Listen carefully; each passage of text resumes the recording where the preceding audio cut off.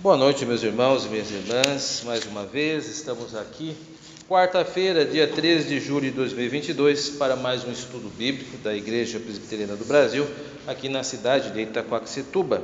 Nós ainda estamos continuando estudando nosso tema maior, Instrumentos nas Mãos do Redentor, só que tratando de um subtema para nós atual, entendendo a piedade cristã. Quero abrir um parênteses aqui, porque geralmente, dentro da tradição cristã reformada, a ideia de piedade substitui espiritualidade. Então é muito comum nos textos dos puritanos antigos termos mais o uso da palavra piedade, o que nos ajuda mais. O que isto quer dizer? A palavra piedade tem mais a ver com presbiterianismo do que a ideia de espiritualidade. Pare e pense um pouco. Quando eu pergunto sobre você, sobre espiritualidade, o que vem à mente? Deve vir símbolos, né? Nova era, desde símbolos de nova era, de religiões, até símbolos cristãos, porque na verdade a palavra espiritualidade não tem fronteiras, né? Quando nós usamos a palavra piedade, nós estamos atribuindo a ela um significado mais nosso. Então muitos autores presbiterianos adotam mais o termo piedade do que espiritualidade, para evitar este exagero, esta falta de fronteiras de pensar a espiritualidade como qualquer coisa. Tá bom? Por isso que a escolha aqui é entendendo a piedade cristã, é a espiritualidade, mas do ponto de vista presbiteriano, certo? Aí não tem muita confusão aí. Bom, estamos explorando esse assunto por meio dos sermões de Ashbel Green Simonton, que é o fundador da Igreja Presbiteriana do Brasil. Sempre repetindo que Ashbel Green Simonton veio no Brasil no dia 12 de agosto de 1859 para fundar então a Igreja Presbiteriana do Brasil. Ele é um missionário norte-americano. E este sermão que nós estamos estudando hoje é o 7º de nossa série. Então, se depois você for lá no YouTube, você irá ver outros 6 sermões utilizados por ele. Das seleções de sermões que ele tem, este sermão talvez seja um dos mais homiléticos. O que quer dizer por homiléticos? Ele tem um apelo muito mais pessoal, mais popular. Os outros eles foram um pouco mais expositivos, mas aqui ele dá muita liberdade ao seu pensamento. Nós vamos ver algumas partes, eu separei pelo menos as principais. Este, curiosamente, é um sermão muito curto dele. Você vai encontrar ele naquele livro Sermões de Ashbel Green Simonton, da editora Cultura Cristã. Nós estamos aqui trabalhando com algumas partes, a introdução e as 2 principais partes dele, mas você pode ter na íntegra caso compre o livro. Então vamos ao sermão propriamente dito. O título desse sermão que nós vamos ver hoje é Os ímpios não têm paz. Muito interessante. Texto base: para os ímpios não há paz, diz o Senhor. Está em Isaías 57, ao verso 21. Para quem não sabe, o livro do profeta Isaías ele é dividido em algumas partes. Se você teve a curiosidade já de lê-lo, ou pôde ler nas suas leituras bíblicas, você está familiarizado de que o livro de Isaías, até o capítulo 40, ele é de uma maneira, do 40 ao 66 de outro. Até o capítulo 40, nós vamos encontrar uma narrativa histórica. Então, muito do que você encontrar no livro de Isaías, de 1 ao 40, você vai encontrar também no livro de 1 Reis. Então, você vai ver histórias muito similares e até repetidas. Por exemplo, o cerco de Senaqueribe à cidade de Jerusalém. Você vai ver que isso está retratado no primeiro livro de Reis, mas também está retratado no livro de Isaías, até o capítulo 40. Do capítulo 40 ao capítulo 66, nós vamos encontrar várias profecias endereçadas, algumas ao povo de Israel, propriamente dito, e algumas às outras nações. É lá que nós vamos encontrar, por exemplo, Isaías 52 e 53, que trata sobre o servo sofredor, né?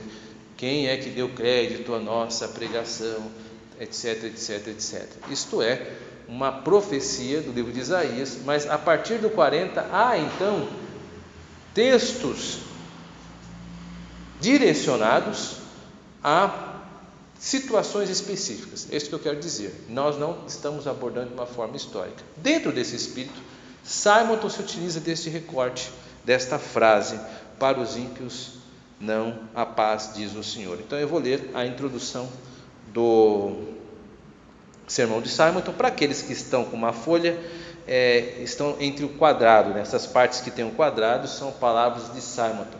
Então diz Simonton ainda hoje, abre aspas: temos aqui uma declaração formal e explícita que quase dispensa comentários. A fim de que ninguém faça pouco caso dela, acrescenta-se: assim diz o Senhor. Os decretos oficiais entre nós acabam pelas palavras, com a rúbrica de Sua Majestade o Imperador. Essa fórmula previne aos que tenham de o ler da sua origem e validade. Da mesma maneira, aprove a Deus selar as solenes palavras para os ímpios não há paz, acrescentando a fórmula disso o Senhor. Fecha aspas, deixa de falar Simonton e agora nós comentamos aqui. Bom, o que está acontecendo aqui? Simonton está utilizando os documentos oficiais do Império. Eu não sei se vocês já tiveram a oportunidade de ler o Diário Oficial da Federação. Nós sabemos que nós temos o Diário Oficial do Governo, que são onde estão as informações do governo. Não só isso, nos jornais de circulação normal, como o Estado de São Paulo, Folha de São Paulo, você tem também alguns editais do governo. Precisa ser assim para ter força de lei. O que Simonton está fazendo é pegando um desses editais do governo, onde terminava-se com a rúbrica da Sua Majestade, com a assinatura, com a rúbrica da Sua Majestade. Por quê? Porque na época que Simonton escreve esse sermão, ele está vivendo no período do monarca Dom Pedro II. Devemos lembrar que o imperador Dom Pedro II governa o Brasil de 1840 a 1889, quando ocorre então a proclamação da República. Simonton está dentro desse período. Nós estamos falando aqui dos idos de 1860, 61, 62, de quando ele construiu esse sermão. Então, nesse período, ele está na capital do Brasil, Rio de Janeiro, e lá ele tem um certo convívio com algumas autoridades diplomáticas. A Inglaterra e os Estados Unidos gozavam de prestígio no Brasil da época, e Simonton tinha um trânsito com as autoridades diplomáticas de embaixada e também acesso a algumas pessoas do alto escalão da sociedade, por assim dizer. Enfim, fechando esse parênteses, ele utiliza essa analogia desse edital, dizendo que com a força desta assinatura, diz o imperador, então aquele edital tinha poder para fazer o que se propunha fazer. Ele está usando isso como uma ilustração para falar acerca desta frase: para os ímpios não há paz, diz o Senhor. Agora nós precisamos perguntar, e ele vai responder, o que ele entende-se por ímpio. E aqui o sermão dele, nesta primeira parte, é só a definição do que é ímpio e a descrição. Vamos observar, porque creio que esse sermão ele é muito enriquecedor da maneira como Simonton organiza. Então, vamos a ele. Então, a primeira parte, Simonton começa assim, fala Simonton, abre aspas: ímpio tem sentido oposto à palavra pio. Chama-se homem pio aquele que é movido pela reverência religiosa, pelo sentimento dos seus deveres para com Deus, seu Pai e Criador. Chama-se ímpio aquele que não faz caso da lei de Deus. Ímpio é aquele que cede ao impulso ao próprio espírito, ainda que este impulso conduza à violação dos preceitos divinos. Ímpio é aquele que vive no mundo como se não houvesse Deus, nem alma, nem juízo vindouro. Ímpio é aquele que, apesar de confessar a existência de Deus, não lhe dá reverência, nem o culto que lhe são devidos. Ímpio é aquele que, sabendo da existência de uma revelação divina, descuida da sua leitura. Ímpio é aquele que, depois de esclarecido sobre a vontade de Deus, obedece aos homens de preferência. Quer movido por medo das consequências de uma franca adesão à verdade de Deus, quer seduzido pelo pecado. Em uma palavra, a falta de piedade para com Deus é impiedade. Fecha aspas. Este parágrafo é fabuloso. Mostra aqui um domínio de retórica de Simonton muito grande. Nós vamos ver devagar, porque eu estou chamando a atenção nisso. Fora a manipulação de algumas doutrinas presbiterianas, muito caras para nós. Bom, primeiro vamos dar uma olhadinha no que eu chamo a atenção aqui, nessa primeira parte, esses dois argumentos. O primeiro é a definição, como eu disse, de ímpio, e o segundo é a descrição. Vamos olhar então para a definição. Simon utiliza a oposição, uma vez que a palavra pio vem do latim, que significa alguém que tem piedade e devoto. Então, hoje é uma palavra que ninguém usa, ninguém chega assim para uma pessoa e diz: puxa vida, Shirley, como você é pia. Soa até estranho, isso não é uma linguagem comum, essa é uma linguagem arcaica, mas acabou ficando na língua. Agora, ímpio nós usamos mais. Eu já vi algumas pessoas falar: fulano de tal é ímpio, ou fulano é ímpia, mas nós não usamos pio, nós usamos crente, fiel, cristão, que são palavras que relacionam devoto. A gente guarda mais a parte negativa do que a parte positiva. Mas a ideia aqui é que o ímpio, ele é alguém contrário de pio. Pio é aquele que, segundo o dicionário Ferreira, Aurélio, ele é alguém devoto, piedoso. Vem do latim, de piedade. Logo, uma pessoa ímpia só pode ser uma pessoa avessa à devoção e religião. E por derivação, que legal isso aqui, veja, porque é nítido a sonorização do in, com a partícula de negação. Apenas um detalhe de gramática, Por exemplo, ocorrem outras palavras como a perfeito, imperfeito, prudência, imprudência, pio, ímpio. Entenderam, Que são palavras parecidas. Simon se utiliza do nosso idioma, ele está mais confiante. Lembre-se que Simon começa pregando em inglês e agora os seus sermões estão ficando um pouco mais rebuscados com a língua portuguesa. Agora vamos para a descrição, que é o ponto alto aqui desta primeira parte. Ele dá 6 descrições e é aqui que nós vamos perceber a sua profundidade teológica. Vamos lá. Primeiro, o ímpio ignora a lei de Deus. Essa ação, pode-se dizer, é a essência da impiedade. Estava presente em Caim, que ignorou a advertência de Deus. Eis que o pecado jaz à porta, sobre ti será o teu desejo, mas sobre ele deve dominar. Esse também foi o pecado que fez sucumbir toda uma geração na época de Noé. O texto diz, lá em Gênesis 6:11, que as pessoas foram submersas porque faziam violência. A palavra violência naquele texto em Gênesis significa violência à lei de Deus. Veja, a lei de Deus, ela é cara para a definição de piedade e justiça.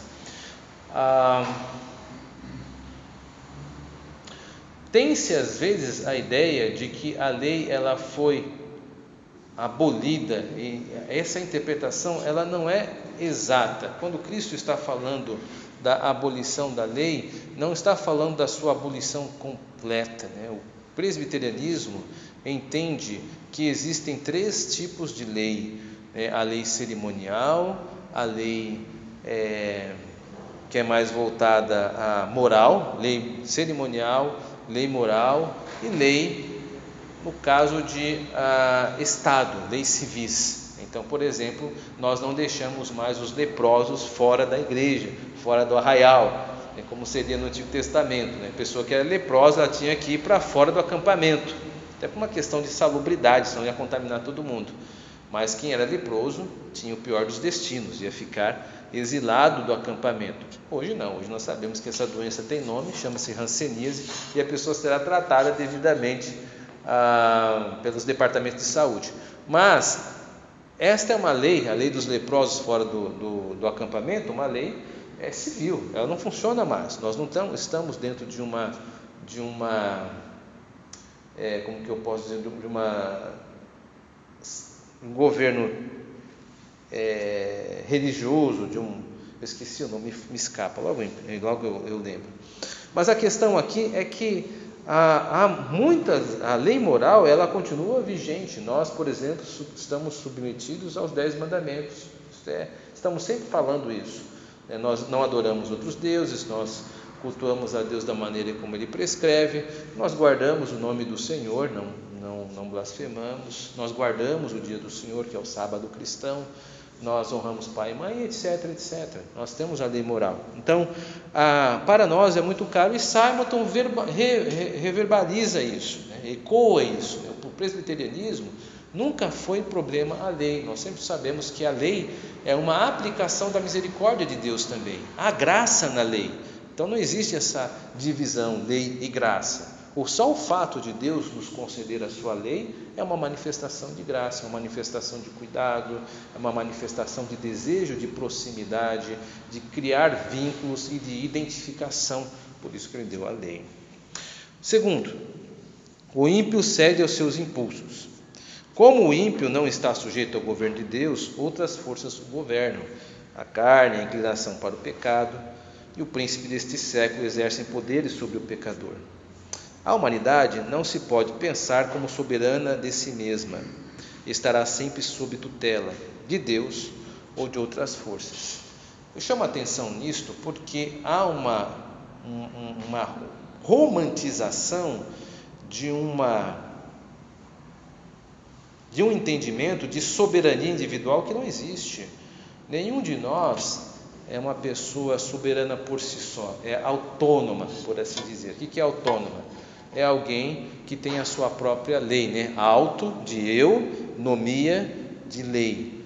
Todos nós estamos debaixo de um outro, temos uma heteronomia, né? Hetero de outro, nomia de lei. Como assim? Ou estamos sob as ordens de Deus, ou estamos sob as ordens de outro tipo de ente.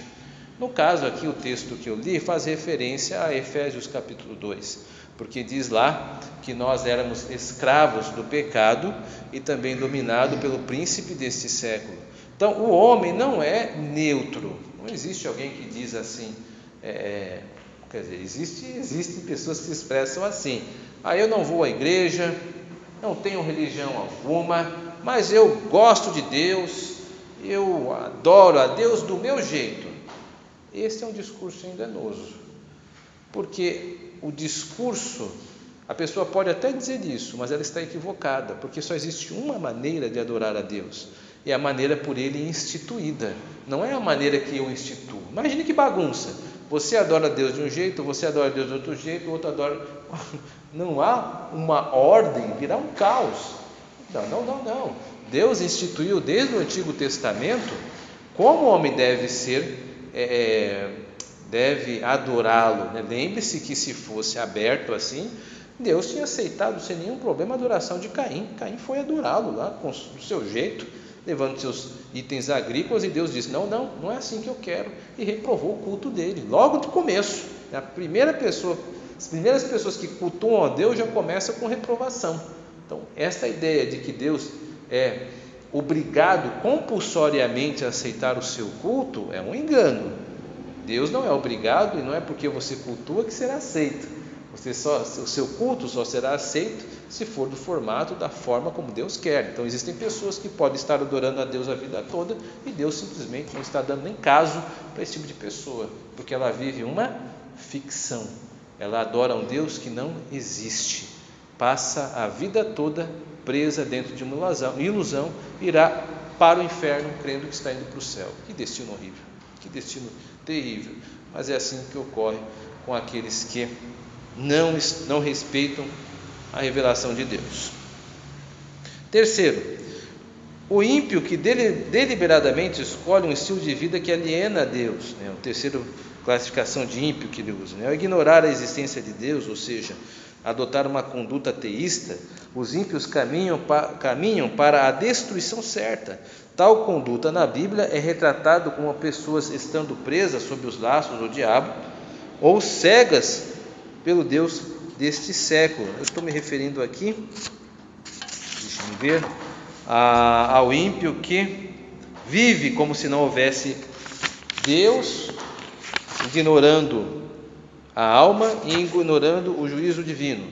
O próprio fato de alguém dizer que não acredita em Deus conforme as Escrituras é uma manifestação de um enlaçamento, ou seja, essa pessoa está presa pelos laços do diabo, ela está sendo enganada pelo Deus deste século, é uma ilusão, ela está presa dentro de algo. O apóstolo Paulo diz que quando encontrarmos pessoas dessa natureza, não devemos nem ficar discutindo muito devemos orar a Deus para que Ele possa livrar esta pessoa desta enganação. O que eu quero deixar bem claro é que estas pessoas que dizem que adoram a Deus, embora não o cultuem como as Escrituras dizem para cultuar, ainda que elas se digam religiosas, isso não as fazem religiosas conforme a Bíblia quer. Não é a pessoa que define a sua religião, é as Escrituras Sagradas. Quanto mais de acordo eu estou com a Bíblia, isto quer dizer que mais estou de acordo com Deus. Eu posso estar me sentindo muito bem, muito super aceito, sair do culto lavado de lágrimas, e isto não significa nada. N-A-D-A, nada. Se a pessoa não respeita a Deus como Deus exige, ele é alguém que está sendo conduzido para o engano, para o inferno, mesmo dentro de uma igreja. O ímpio como ladrão de glória, quarta definição, né? Todas as pessoas da terra são devedoras de culto a Deus. Deus é o único ser que é digno de adoração. Quando esta não lhe é oferecida, a humanidade defrauda a Deus de um direito. Ou seja, o que é defraudar? É o tipo de pessoa que retira de outro o seu direito legítimo, né? A humanidade ímpia quebra o 8º mandamento ao furtar de Deus esse direito. Eu estou me referindo à parte do sermão de Simonton, quando ele diz que ímpios são aqueles que não dão reverência e nem ao culto devido. É interessante chamarmos a atenção nisso, porque para nós, os presbiterianos, o culto ele é uma das marcas da igreja cristã. A liturgia nos é cara, o culto nos é caro, porque historicamente é isso que define a nossa teologia. Vou dar um exemplo, acho que eu estou me repetindo, mas fica aí para registro, né? João Calvino entendia que as marcas de uma igreja eram a pregação do evangelho e o sacramento. John Knox, pai do presbiterianismo, fundador do presbiterianismo na Escócia em 1560, na sua liturgia escocesa, que foi publicada em 1562, diz que uma das marcas da igreja, as 3 marcas, são a pregação da palavra, os sacramentos e a disciplina eclesiástica. Já a Confissão de Fé de Westminster, nosso documento, nosso símbolo de fé, vê como marca da igreja a pregação da palavra, os sacramentos e o culto. Então, o culto para nós é algo inegociável, ele é a marca e distinção da igreja em relação ao mundo. Então, o culto não é negociável, não é um item a mais, eu não cultuo conforme eu quero. Tanto é que a tradição cristã, ou presbiteriana, construiu a ideia de princípio regulador do culto, que é um documento, que é uma forma de cultuar a Deus. Isso, se você depois procurar na internet, você vai ver uma larga tradição presbiteriana acerca disto. Então, culto para nós é importante, e Simonton nesse sermão demonstra isso. Quinto, o ímpio como um cristão ou cristã nominal. Interessante isso, porque em determinada parte do sermão, Simonton diz lá: o ímpio é aquele que, sabendo da existência de uma revelação divina, descuida da sua leitura. Então ele está chamando a atenção dos crentes, né? Simonton passa a tratar de pessoas que chegam até a afirmar que creem na Bíblia, a palavra de Deus, porém, como negligenciam sua leitura, acabam por afirmar algo com os lábios, mas negam com a ação, ou a falta de ação. Elas não leem a Bíblia.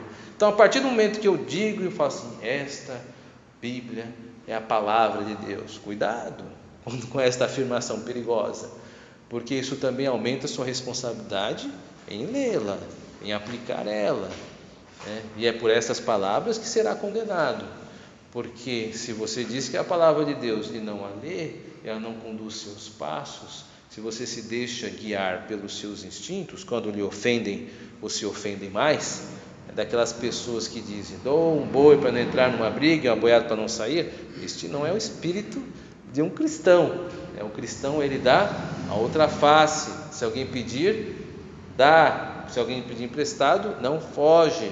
É alguém que está disposto a perdoar, andar uma segunda milha. Este é o espírito do cristão, conforme as Escrituras Sagradas.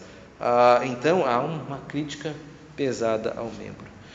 Por fim, o ímpio é visto como uma pessoa covarde. Então o ímpio, ele é covarde. Por quê? Porque lá no sermão ele diz que ímpio é aquele que obedece aos homens de preferência, ou mesmo seduzido pelo pecado, né? Desobedece a Deus, mas obedecendo aos homens, ou obedece ao pecado. O que Simon está retratando aqui é um ímpio que prefere honrar mais aos homens do que a Deus, né? Isso, por exemplo, aconteceu com Saul.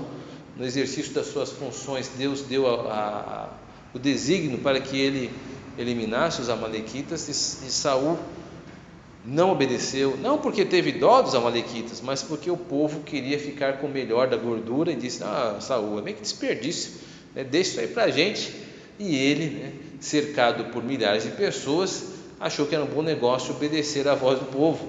Então ele temeu, isso lhe custou a coroa. Assim também como os contemporâneos de Cristo não abandonaram a sinagoga, preferiram ficar na sinagoga do que crer em Cristo, amaram mais a glória dos homens e não de Deus. E geralmente nós somos sempre confrontados com esse tipo de imposição. Por exemplo, quando alguém diz assim, por exemplo, você trabalha no escritório e alguém diz assim, o seu chefe: olha, se fulana ligar, diga que eu não estou. Você está mentindo, está franqueando a tua pessoa, está se solidarizando com a mentira. Mas é o meu trabalho. É o seu trabalho, mas é aquilo que Deus prescreve para que faça. Mas eu vou perder meu emprego. Isso é um custo. É aí que nós começamos a demonstrar o quanto que valor ou não valor damos ao cristianismo, quando ele começa a ter um custo pessoal. Porque enquanto não tem um custo pessoal, é fácil ser cristão. Vem para cá, conversa com pessoas que tomaram banho, que estão todas bem vestidas, um ambiente salubre, limpo, com pessoas educadas. É fácil vir à igreja. Agora é difícil quando nós somos confrontados pelo custo pessoal, e aí nós demonstramos de fato quem nós somos, né? Então este é a provocação que Simon se dá ao aproximar a palavra ímpio mais perto dos crentes, né? Isto é, Simon está sendo bem incisivo aqui nessa primeira parte. Dúvida, algum comentário, pergunta? Pode fazer. Eu estou abrindo aqui para que as pessoas que possam estar ouvindo no YouTube possam também ter clareza que nós estamos numa aula. Tranquilo? Tudo bem? Sigamos então. Vamos para a segunda parte do sermão de Simonton. E a última parte que eu vou tratar abre aspas de Simonton. Sabido o fato de não haver paz para os ímpios, vejamos se as causas que o produzem estão ao nosso alcance. Por que razão não há paz para os ímpios das diversas classes referidas? Quanto a mim, a falta de paz que o ímpio sente procede da dependência em que toda criatura vive. Um recém-nascido depende da mãe. Dela recebeu o seu ser e recebe dela o alimento de cada dia. Embora uma criança e a mãe sejam dois entes, quase se confundem no princípio, tão íntimos são os laços que os unem. Se a mãe morresse e não houvesse quem a substituísse, seu filhinho morreria com ela. Neste espelho podemos ver as relações que temos com Deus, nosso Pai. Na linguagem de Paulo, nele mesmo vivemos e nos movemos e existimos. Isso está em Atos 17, 28. Nós voltamos daqui a pouco nisto. Continua Simon. Separados de Deus, morremos inevitavelmente. Não há quem faça as suas vezes. Todo mundo não é capaz de encher o vácuo quando Deus se retira da sua criatura. Dizendo que a separação de Deus é a morte para a criatura, não quero dizer que esta deixe de existir. Existir e viver são coisas muito diversas. Uma árvore, depois de arrancada da terra, pode existir por longos anos, mas não tem a vida que é própria de uma árvore. Existe no museu desta cidade os restos de corpos humanos que há séculos estavam vivos no Egito. Existem ainda, mas a alma que os animava, não mais. Pois é nesse sentido que não há paz para os que vivem apartados de Deus e esquecidos de seu Pai nos céus. A todos os ímpios falta o essencial para a sua felicidade, falta a bênção de seu Pai e, por conseguinte, falta a paz para suas almas. Todo vivente tem seu próprio elemento fora do qual morre. O peixe vive no mar e nos rios. As aves voam pelo ar e fazem seus ninhos nas árvores e nos penhascos dos montes. O homem pisa a terra e respira o ar. Assim a alma emanou de Deus, vive em Deus e, privada da presença de Deus, começa a agitar-se das convulsões de uma morte espiritual. Para essa alma não há paz. Essa alma vive fora do seu elemento, sente uma falta, uma ânsia indizível. Tem fome, mas não acha nenhum alimento substancial que lhe satisfaça. Tem sede abrasadora, mas as águas amargas que vai bebendo nas cisternas deste mundo são como a lenha para um fogo aceso. Convencei-vos de uma vez, irmãos, de que não há paz para os ímpios. A alma que vive fora da graça de Deus está fora do elemento e da vida para os quais foi destinada. Fabuloso esta segunda parte, mas perceba que a argumentação de Simonton, ela não utiliza o fundamento do texto, ele vai para 3 analogias muito poderosas e vamos voltar a elas, como eu disse que voltaríamos, né? Primeiro argumento, né, com a analogia da mãe e o filho, são utilizadas para enfatizar a ideia de dependência de Deus. Fabulosa esta imagem, muito poderoso esse argumento, né? A imagem de uma mãe com o filho. Assim como o filho depende da mãe ao nascer, assim as criaturas de Deus não podem viver com ele. O fato é que a espiritualidade bíblica consiste em uma tutela eterna do Pai. Essa é a nossa condição essencial. Sem Deus nada somos. Pense um pouco, nós sempre seremos filhos e filhas de Deus. Em nenhum momento ascenderemos à igualdade do Pai. Nós assumimos uma tutela eterna. Até após a morte, nós sempre seremos filhos e filhas. Satanás não queria isto. Ele queria ser igual a Deus, queria o seu trono. Adão não queria isto. Ele queria também ser igual a Deus. Um traço da piedade e da paz é aceitar a nossa limitação, como pessoas que não confiam em si mesmas, mas confiam em Deus. Quando eu digo, eu sou teu filho, eu estou assumindo que nunca chegarei à emancipação. O que é emancipação? É quando o jovem, ele deixa de ser jovem e passa a ser um igual, né? Chega aos 18 anos, ele agora é uma pessoa que pode votar, pode fazer outras questões. Nós não, nós sempre seremos abaixo de Deus. Ser cristão e cristã é concordar que não há nenhum problema com este contrato oferecido. Eu não tenho dificuldades de saber que minha tutela é eterna, dependência eterna. A ideia de independência de Deus é estranha ao cristianismo.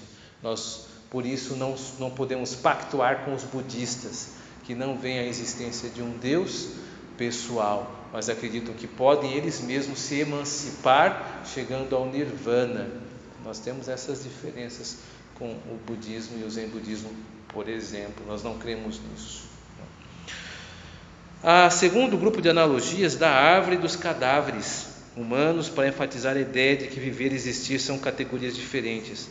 Que fabulosa, que ilustração fantástica. Eu não tinha imaginado isso, né? A vida da Bíblia.